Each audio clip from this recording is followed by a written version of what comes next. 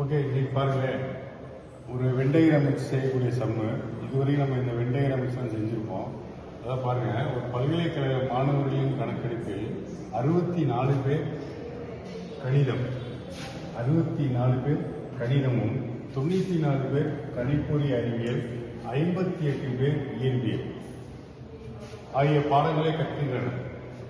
28 பேர் கணிதமும் இயற்பியலும், 26 பேர் கணிதமும் கணிப்பொறி அறிவியலும், 22 பேர் கணிப்பொறி அறிவியலும் இயற்பியலும் மற்றும் 14 பேர் 3 பாடங்களையும் கற்கின்றனர்.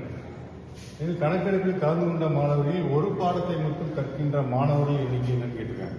நம்ம எப்பவுமே இந்த மாதிரி கொடுத்தாங்கன்னா வெண்டையர் அமைச்சிருப்போம். இப்போ 3 சப்ஜெக்ட் கொடுத்துருக்காங்கன்னா என்னன்னா கணிதம், கணிப்பொறி அறிவியல், இயற்பியல், இப்படி 3 வெண்டையரை வச்சு எடுப்போம். ஸோ இனிமேல் இது வேண்டாம், அப்படியே டைரெக்டாக நம்பரை வச்சு எடுக்கலாம். சிங்கிள் சப்ஜெக்ட் கொடுத்துருக்காங்கன்னா ஃபஸ்ட்டு கணிதம் 64 பேர், கணிப்பொறி அறிவியல் 94 பேர், 58 பேர் இயற்பியல்.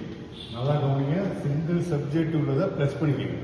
அடுத்து பாருங்க, 2 சப்ஜெக்ட் சேர்த்து கொடுத்துருக்காங்கன்னா 28 பேர் கணிதமும் இயற்பியலும், 26 பேர் கணிதமும் கணிப்பொறி அறிவியலும், 22 பேர் கணிப்பொறி அறிவியலும் இயற்பியலும். நல்லா பாருங்க, சிங்கிள் சப்ஜெக்ட் உள்ளதை ப்ளஸ் பண்ணியிருக்கோம், 2 சப்ஜெக்ட் உள்ளதை மைனஸ் பண்ணியிருக்கோம், லாஸ்ட்டாக 3 சப்ஜெக்ட் உள்ளது கொடுத்துருக்காங்கன்னா 14 பேர், அதை நீங்கள் ப்ளஸ் பண்ணிக்கணும். ஸோ நீங்கள் இப்போ இதை ஃபுல்லாக சால்வ் பண்ணிங்கன்னா ஆன்சர் 106 வரும்.